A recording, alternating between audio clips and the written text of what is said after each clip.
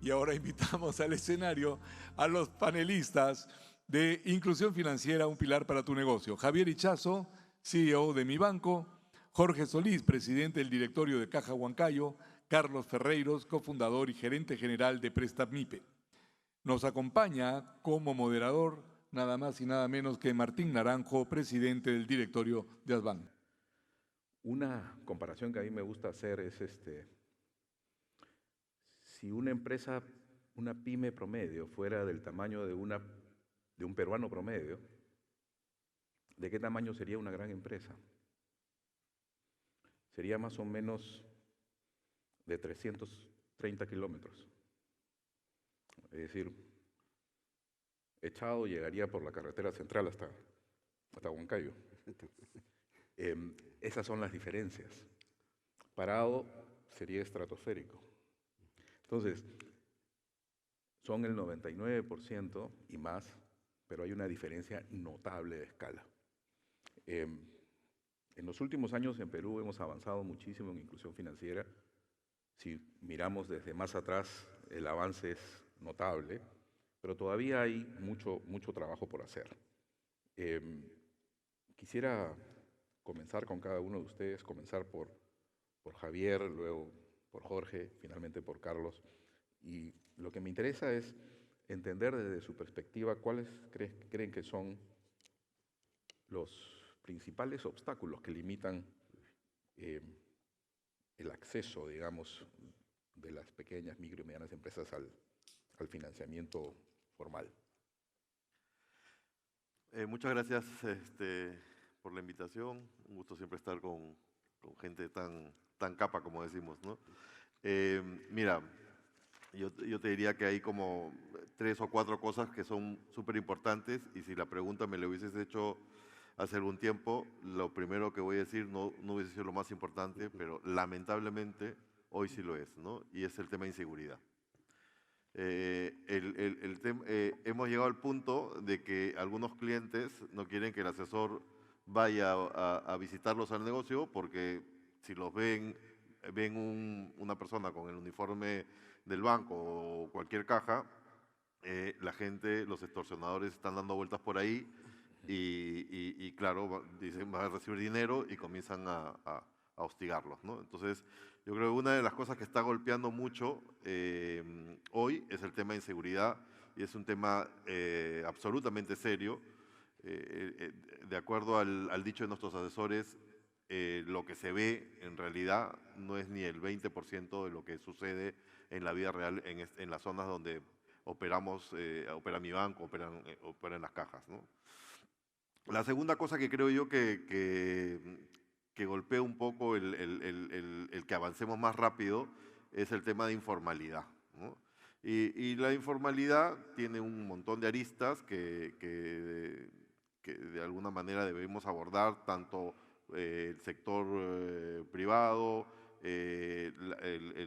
la administración pública, que deberíamos abordar como digo yo, ya basta de preocuparnos y hay que ocuparnos, ¿no? O sea, hay que tomar acciones y hacer cosas concretas para liberar un poquito de esto, que tenemos temas de costos, tenemos temas de...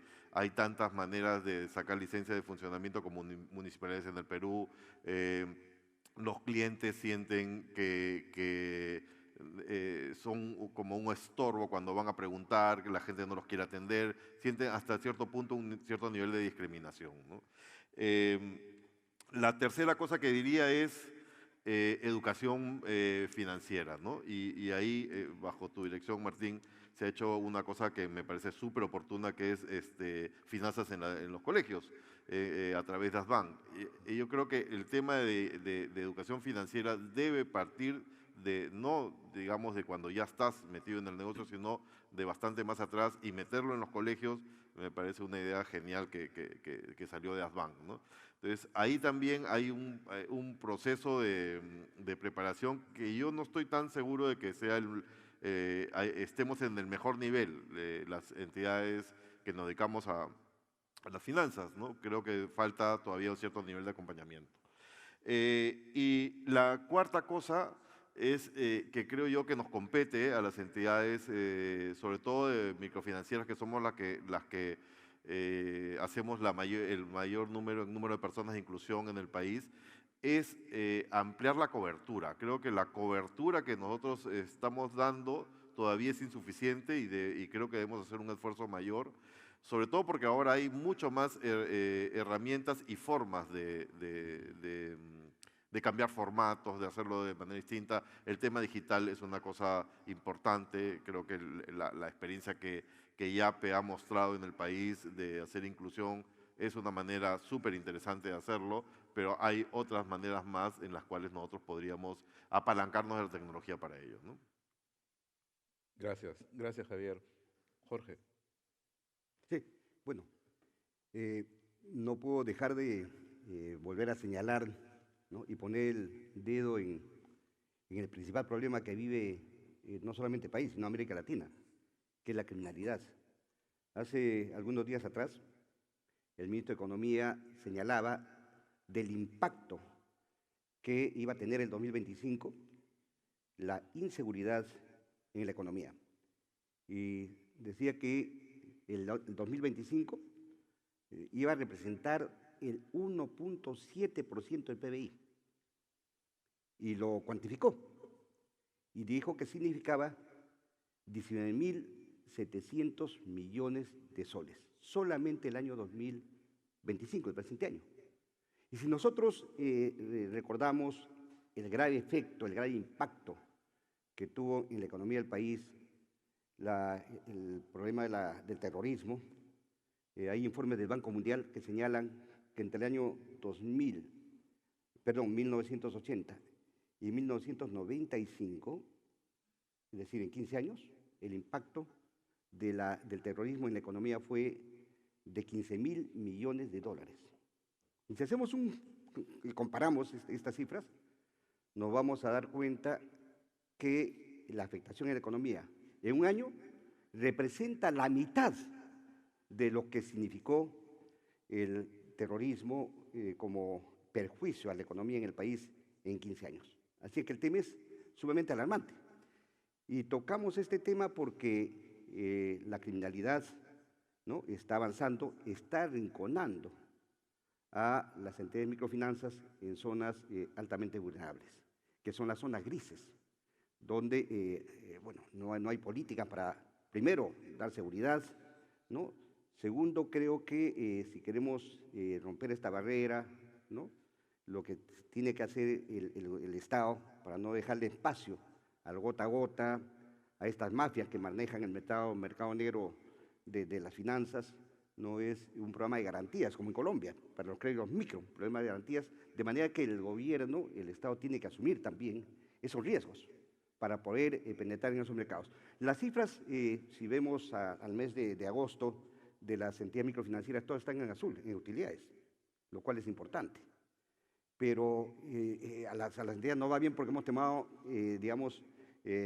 hemos incorporado variables de gestión del riesgo crediticio, pero el crédito está siendo más restrictivo. Estamos siendo bastante restrictivos. Y nos vamos a dar cuenta que las carteras de las entidades microfinancieras que atienden gracias a la pandemia no han crecido como crecían antes de la pandemia, el año 2019. Hoy día las carteras crecen más acotadamente y lo que significa que no se está propulsando el crédito. Y el crédito es capital, ¿no? Tenemos que reconocer que no hay mejor habilitador para la economía, para iniciar la economía, que no sea el crédito, que no sean los servicios financieros. Y cuando el crédito no llega, bueno, estos sectores son precisamente ocupados por esta banca negra, informal, por la criminalidad. Y este es un tema, hay que ponerle un aspecto ojo y ponerlo en el foco, ¿no? Luego, el tema de en este caso, las brechas de conectividad. Solamente el 54% o 53% de los hogares en el Perú tienen internet. Y si nosotros queremos penetrar más, haciendo más inclusión financiera, utilizando herramientas que son más beneficiosas, porque los costos de la inclusión financiera son sumamente altos en un país con estas graves brechas.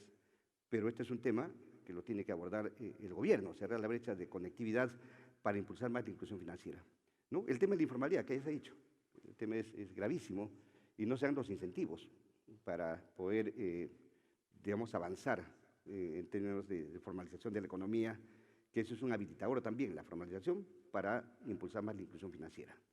Entonces, hay graves brechas, barreras que ya se han dicho, pero que es necesario ponerle el ojo, ponerle el foco, pero pasa por políticas integrales, ¿no?, del gobierno, de lo que tenemos que hacer también las entidades financieras, ¿no?, desde nuestra gestión. Y creo que un aspecto importante es la educación financiera, que tiene que abordarlo, y lo hacemos nosotros, hacemos inclusión financiera, ya lo ha dicho Javier, ¿no?, este programa de ASBAN, del Banco de Crédito importantísimo. Nosotros, las cajas también, tenemos programas de inclusión financiera, acompañamos a los clientes, los ayudamos en un país de tanta informalidad, ¿no? Y entonces creo que estos desafíos son importantes, y hay que abordarlos para impulsar más la inclusión financiera y poder darles la posibilidad a las micro y pequeñas empresas, que son más del 99% en el país, ¿no?, la potencialidad, ¿no?, y para inyectarles capital, que eso dinamiza la economía, y además en el mediano plazo es el mejor vehículo para la promoción también. Entonces, por ahora lo dejo ahí, Martín. Muchas gracias por la pregunta. Gracias, Jorge. Carlos, estamos convergiendo hacia un tema vinculado a la inseguridad, la informalidad. ¿Cómo ves tú este tema de los obstáculos, digamos, para mayor penetración desde la perspectiva de tu negocio? Sí, de mi lado también el tema de la inseguridad veo que ya está impactando fuertemente desde hace un tiempo, y justo a poblaciones más vulnerables, ¿no? Nosotros desde Prestaim hemos trabajado mucho con Lima Periférica, por ejemplo, y en otras ciudades también en las periferias, y es donde más fuerte está el tema de la delincuencia, de las extorsiones, y ya vemos que incluso hay pequeños negocios que están incluyendo esto dentro de su estructura de costos, obviamente perjudicándolos. Y empezamos, y creo que algo que deberíamos evitar con toda la fuerza es normalizar esta situación. Y bueno, eso es un impedimento que está ahorita muy fuerte, lo estamos viendo. Teníamos cierta incredulidad hace un tiempo, pero ya es totalmente tangible, y creo que corresponde que se tomen acciones. Y bueno, por otro lado, el tema de acceso a data es un tema importante. Tenemos, como conversábamos, muy buen talento analítico en el país. Distintas universidades están formando expertos que pueden trabajar con inteligencia artificial, modelos de inteligencia artificial, sistemas de inteligencia artificial construidos por talento peruano. Pero un tema importantísimo para que esto pueda hacerse de forma eficiente es el acceso a data. En otros países desarrollados, por ejemplo, ya está el Open Banking, que es hacer que los bancos, con el permiso de los clientes, puedan compartir cierta información. Yo creo que esto lo que va a hacer es expandir el negocio, digamos, financiero para los distintos actores, tanto banca, fintechs, cajas, etc. Y de esta forma se puede incluir financieramente a más peruanos. El Open Banking sería algo que creo que tendría un impacto fuerte en el Perú. Va a llegar seguramente, ya países vecinos lo están incorporando. Y creo que va a ser sumamente, va a favorecer bastante la inclusión financiera, incluso en las zonas más alejadas también. Y eso junto con el tema del Internet, que sin Internet pues no, el acceso a servicios financieros es casi imposible, ¿no? Si estamos en un contexto en el que hay menos agencias, se reducen costos con la digitalización, utilizando Internet, con el mobile banking. Entonces, para mí estos 3 puntos de la seguridad que necesitamos y tomar acciones desde ya. El tema de data, que la data sea disponible. Hay distintas fuentes también que tienen los gobiernos que se podrían usar para empresas que con toda la responsabilidad cumplan ciertos requisitos y la pueden utilizar en provecho de los clientes. Y por el otro lado, el tema del Internet. Que tengamos Internet en prácticamente todo el país sería excelente para el acceso a servicios financieros. Muchas gracias, Carlos. Javier, mi banco pues tiene muchísimos clientes, millones de clientes, y tiene una experiencia importante, digamos, desarrollando productos, capacitando. Recientemente he visto unos vehículos para llegar a los diferentes mercados, muy, muy interesante porque llega con toda la tecnología, llega con toda la capacidad. Eh, en esta experiencia, digamos, ¿qué aprendizajes rescata sobre la mejor manera de adecuar oferta y demanda en nuestras condiciones, digamos, de desarrollo? Súper importante lo que me preguntas, ¿no? Porque creo yo que las microfinancieras que han hecho una labor espectacular, ¿no? Hablo las cajas, Mi Banco, eh, todavía yo creo que no estamos en el punto de ser como lo que decís de cliente, 100% clientes céntricos, ¿no?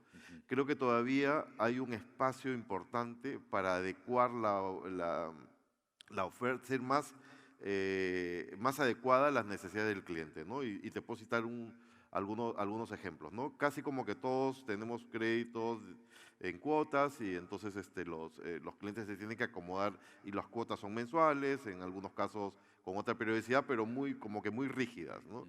Creo que lo que viene ya, o sea, lo que ya está, de hecho en el banco tenemos, por ejemplo, líneas de crédito, que en microfinanzas en la banca tradicional es muy conocido porque la línea te permite disponer del crédito en el momento que tú más lo necesites y no tener que regresar a la oficina, buscar a tu asesor para que te facilite otro crédito en cuotas. Entonces, eso, digamos, es una evolución importante porque estás en el momento que el cliente lo necesita y y además es súper conveniente porque si desarrolla los canales digitales, como bien lo comentaban, entonces el cliente se puede autoservir, ¿no? Entonces, el negocio típico de microfinanzas era cliente yendo a la oficina o el asesor visitándolo, haciendo toda una evaluación, regresando a la oficina para aprobarse y pasar todo el trámite de desembolso. Hoy, con los modelos utilizando inteligencia artificial que se viene utilizando en realidad por lo menos en mi banco hace 8 años utilizamos inteligencia artificial,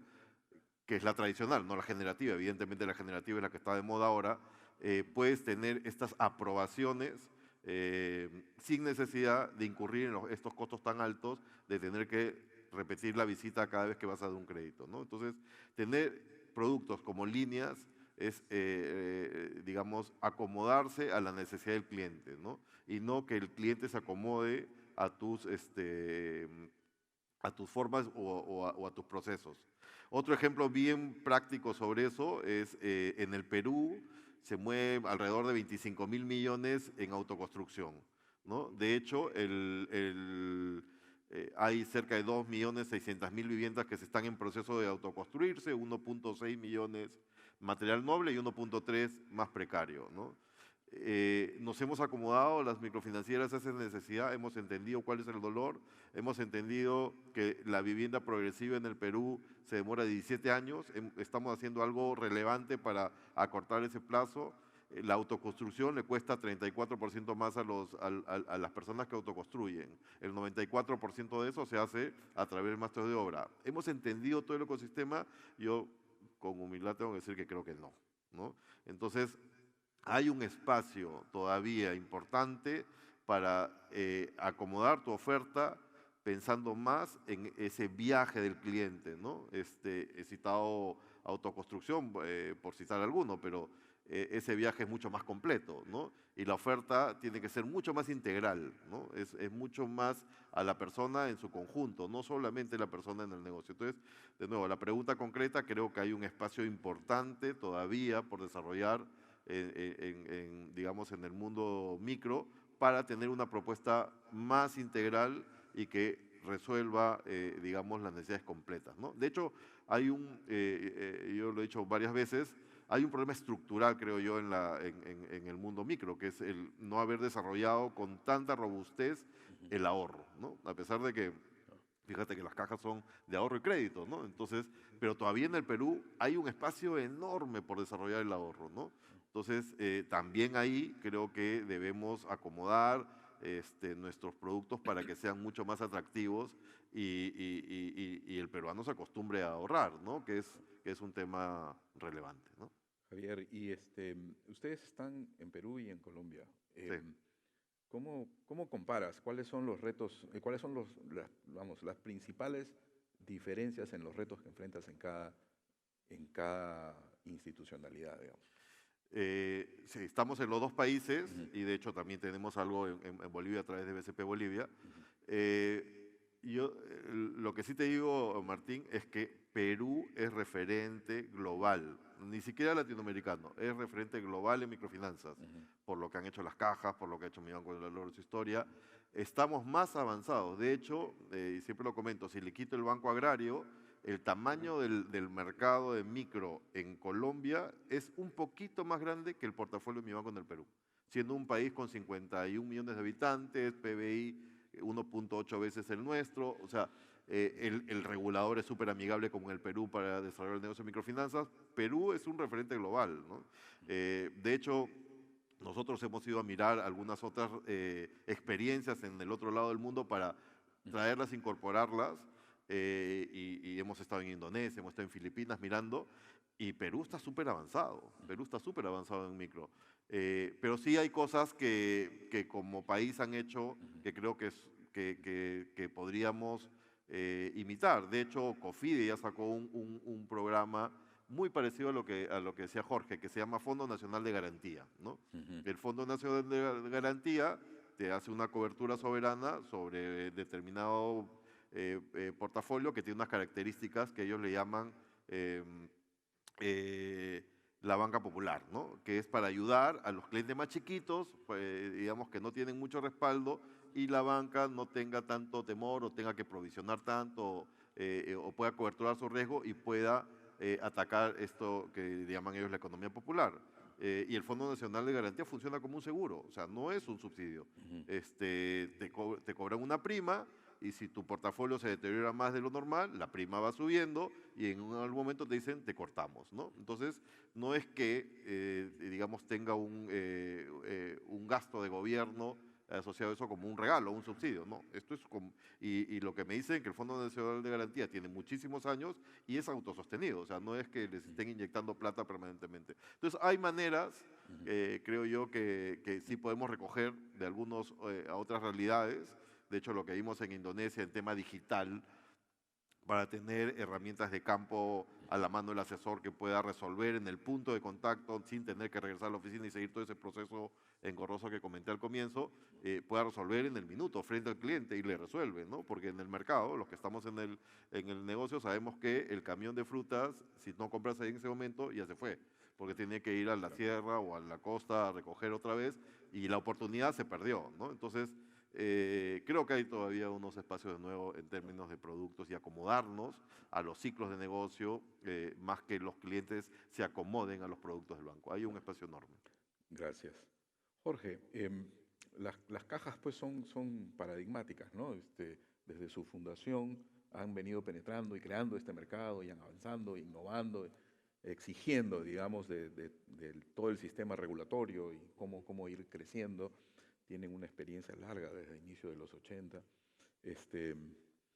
¿Cómo está trabajando hoy en día Caja Huancayo para atender de manera más eficiente a sus clientes, especialmente a los clientes de las zonas rurales? Ok. Excelente pregunta. El tema de las zonas rurales, ¿no? En el Perú, el sector más excluido financieramente es la zona rural, las poblaciones rurales. Los niveles de inclusión en la zona rural, según algunos estudios, alcanzan al 10%. En el Perú existen 2.200.000 unidades de producción agraria, de las cuales el 97% son la economía agraria familiar, es decir, ¿no?, poseedores, tenedores o propietarios de hasta 5 hectáreas. Y este sector está desatendido, languideciendo, a pesar de que generan el 87% de la mano, digamos, del empleo en el campo y son responsables del 70% de los alimentos que llegan a la mesa de los peruanos. Y aquí hay un tema, ¿no?, de seguridad alimentaria y de cómo dinamizamos la economía en este sector que es el más marginado, más excluido en el país. Creo yo, Javier tocó el tema de Agrobanco como una excepción, ¿no?, de que Agrobanco, ¿no?, es una entidad muy acotada, con una cartera que, ¿no? de préstamos que apenas no alcanza los 400 millones de soles, tiene 43 agencias en el país y por lo tanto no es el instrumento, la herramienta que pueda llegar con impacto a las poblaciones rurales que son las más excluidas. Creo yo que había que hacer un ejercicio, ¿no? Para ver cómo impulsamos más, le damos más impacto a este sector, que es el sector más empobrecido, además, ¿no? Nosotros pensamos, y lo hemos alguna vez planteamos, que para impulsar la inclusión financiera en el sector rural, en el sector agrario, ¿no? Debería crearse o hacerse del banco agrario o agrobanco un banco de segundo piso, ¿no? Para que este banco de segundo piso pueda usar como brazo financiero a las entidades de microfinanzas que tienen capilaridad y cobertura en todo el país y podríamos llegar con más impacto a las poblaciones, estas poblaciones rurales, y por supuesto son, por ser economías agrarias, familiares, pequeños productores casi de autoconsumo, el crédito para este sector es sumamente riesgoso. Y aquí en el Estado nuevamente tenemos que hablar de este programa de garantía que hablaba Javier, para el agro. Tiene que haber una responsabilidad compartida con el gobierno a través de estos programas de garantía para poder darle impulso a la inclusión agraria. Y yo quiero traer a colación, Martín, ¿no? Alguna información que salió hace unos días del Instituto Nacional de Estadística, que señalaba que la pobreza en el campo, en la zona rural, había decrecido, ¿no? Y por supuesto, la pobreza en la zona urbana también ha decrecido, ¿no? Pero entonces, ¿cuál podría ser? Una lectura simplista podría señalar que hay mayor bienestar en el sector agrario, en el campo, ¿no? Y lo que pasa, que hay nuevamente un despoblamiento del campo, porque este sector de la economía agraria familiar está abandonando sus unidades de producción por falta de asistencia, ¿no? Crediticia, de asistencia técnica. El gobierno dio algunos programas para reactivar la economía del agro, el programa del FAEAGRO, con más de 2.000 millones, y estos recursos no llegaron, o llegaron acotadamente. Entonces, este es un sector muy empobrecido, bastante complicado, y además, nuevamente, genera el 87% del empleo en el agro. Entonces, el Caja Bancario, por supuesto, ¿no? Nosotros estamos muy preocupados en atender este sector, lo estamos haciendo acotadamente por los altos riesgos que hay que asumir, nuevamente hablo de riesgos compartidos. Aquí creo que hay que darle una mirada nueva y una buena experiencia, Martín, ya que tocamos el tema, y creo que puede ser un tema de debate, ¿no? En el Perú, frente a la banca de fomento, es el Fondo Mi Vivienda, banca de segundo piso, y que ha tenido un gran impacto para escalar en lo que es la vivienda social, ¿no? Tener un gran impacto procurando vivienda social para los sectores de menores ingresos en el país. Y entonces esta experiencia creo que puede ser muy valiosa, ¿no? Si nosotros pensamos un banco agrario de segundo piso con garantías del gobierno para poder inclusionar este sector. Pero como Caja Bancario estamos nosotros atendiendo a este sector. Hace poco, y sobre todo al sector de la Amazonía, tenemos un programa de financiamiento de la Amazonía, que son zonas, comunidades también productoras del agro, mucho más abandonadas todavía, y tenemos en la zona de la Amazonía, por ejemplo, más de 47 agencias, ¿no? Hace poco inauguramos una emblemática en la Triple Frontera, ¿no? Pero de hecho que hay muchas barreras bastante complicadas, y aquí un aliado estratégico para poder llegar a estos sectores con servicios que sean accesibles es el Banco de la Nación, ¿no? A través de, en este caso, transferencia de recursos, dinero, para atender la inclusión financiera en esos sectores marginales y olvidados. Y por otro lado, estamos trabajando programas de atención a las poblaciones rurales con el BID, el Banco Interamericano de Desarrollo, el BID Invest, ¿no? Que es socio de Caja Bancario desde hace 1 o 2 años atrás, y tenemos un programa con ellos, ¿no? Para poder, digamos, adecuar una tecnología para este sector que tiene ciertas particularidades específicas, pero creo que sí es importante darle una mirada al sector más olvidado, más marginal, que es las micro y pequeñas empresas, ¿no? Me refiero a las unidades agrarias familiares, que son las más en el país y que están languideciendo y olvidadas. Gracias, Martín. Muchas gracias a ti, Jorge. Carlos, las fintechs y las y las plataformas de financiamiento alternativo pues han creado nuevas oportunidades, ¿no? ¿Cómo recomiendas o cómo pueden las pymes aprovechar mejor estas herramientas? Yo creo que un aporte importante de las fintechs es que tienen un mecanismo, tienen una forma de evaluar distinta, digamos, ven otras variables.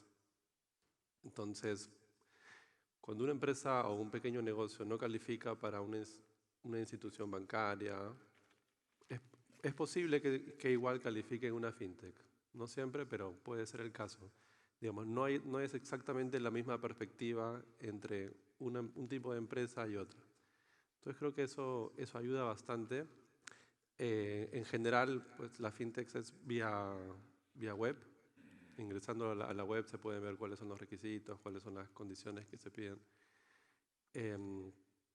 Y normalmente son otros criterios, ¿no? A veces se usa también hay información común que utilizan también con bancos, pero no es exactamente lo mismo. Entonces pueden calificar en una y en otra no. Entonces yo creo que ahí se enriquece un poco, se puede incluir financieramente a más personas y con esta inclusión ya más adelante es un cliente que termina siendo muchas veces compartido entre banca y fintechs y creo que ahí se genera un efecto bastante positivo, ¿no? Finalmente creo que entre bancos, fintechs, cajas estamos compitiendo más la exclusión financiera y de esta forma se puede lograr un efecto bastante interesante en la economía, ¿no? Entonces creo que el punto central es ver páginas de fintechs. Obviamente hay fintechs que pueden ofrecer mejores condiciones que otras, o fintechs bastante más serias que otras. También creo que hay que tener cuidado también. Por ahí he visto algún poco de publicidad de páginas que pueden ser, o como que disfrazarse de fintechs, pero creo que no lo son. Pueden ser otro tipo pueden encubrir temas delictivos incluso, que me parece que está ocurriendo. Entonces, informarse bien, ¿no? ¿Cuál es la fintech quienes están detrás de esa fintech? ¿Qué respaldo tienen las fintechs también?